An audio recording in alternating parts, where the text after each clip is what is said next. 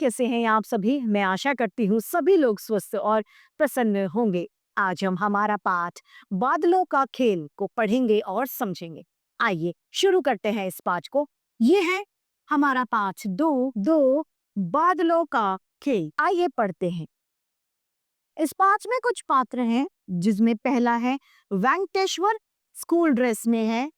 वेंकटेश्वर के पिता और वेंकटेश्वर की माँ, यानी तीन पात्र इस पाठ में है। इस पाठ को हम दृश्यों के माध्यम से पढ़ेंगे। पहला दृश्य है जिसमें बादलों की गरजने की आवाज और पानी बरसने की आवाज होती है।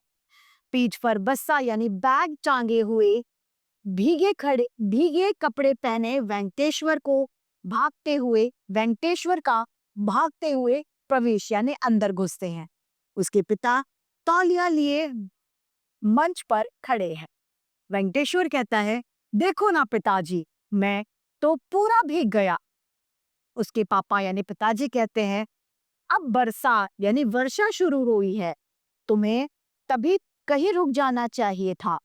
वेंकटेश्वर कहता है, जब मैं पाठशाला से यानी जब मैं स्कूल से निकला, तब तो आसमान में केवल बादल छाए थे। मैंने सोचा मेरे घर पहुंचने तक बरसात नहीं होगी, भी तो कुछ देर धीमी होगी जब तक मैं घर पहुंच जाऊंगा। पर आज तो सीधे सीधे बड़ी बड़ी बूंदें गिरी। यानी इस बच्चे ने सोचा कि मैं स्कूल पहुंच से घर पहुंच ही जाऊंगा, इतनी देर में बारिश नहीं आएगी, यदि आएगी भी तो क्या होगा, बारिश धीमे आएगी, तब तक मैं घर पहुंच जाऊंगा।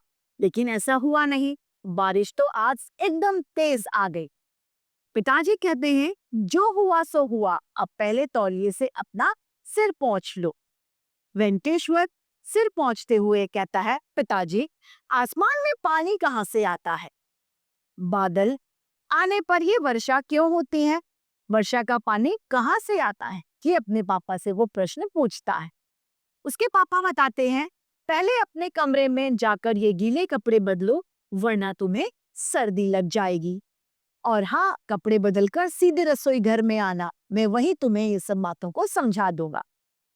अब दूसरा दृश्य आता है, जिसमें गैस पर वेंकटेश्वर की माँ कुछ पका रही होती, कुछ बना रही होती है।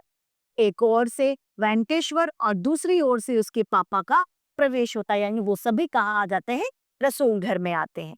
वेंकटेश्वर कहता है, जी पिताजी, जी पापा, अब बताइए। पिताजी कहते हैं, तुम्हारे तीनों सवाल का जवाब बादलों से।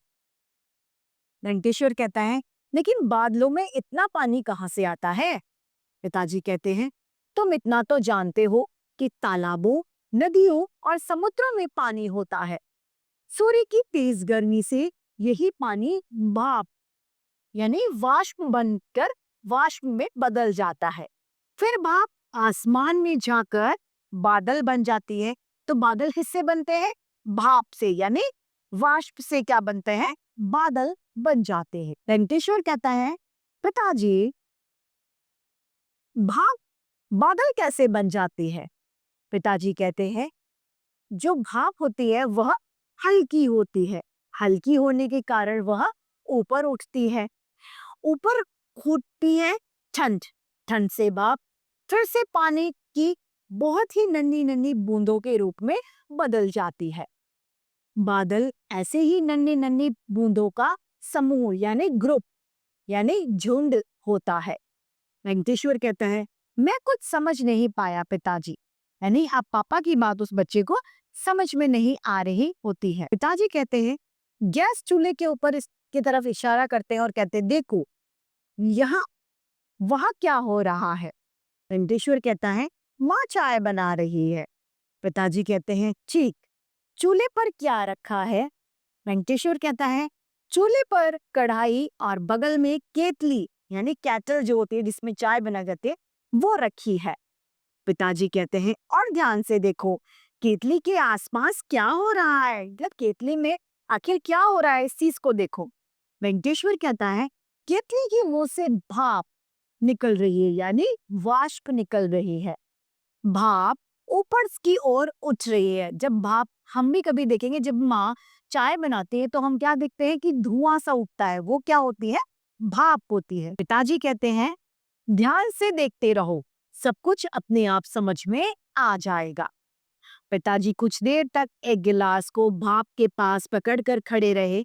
वेंकटेश्वर देखता रहा। उसने देखा कि गिलास पर पानी की बूंदें गिलास से टपकने लग गई हैं। वेंकटेश्वर कहता है, अरे वाह पिताजी, यह रहस्य रहस्य मतलब यह राज मुझे समझ में आ गया। जब आप गिलास को वहां ले गए थे, उसके कुछ देर बाद गिलास पर से पानी की बूंदें टपकने लग गई थी। इसका अर्थ यह है कि भाप ठंडक के प्रभाव यानी ठंडक की वजह से, ठंडक के कारण से पानी में बदल जाती है। वेंकटेश्वर खुशी खुशी मन से चाय लेकर चला जाता है। तो इसी के साथ हमारा ये पाठ समाप्त होता है। मैं उम्मीद करती हूँ सभी को ये समझ में आया होगा।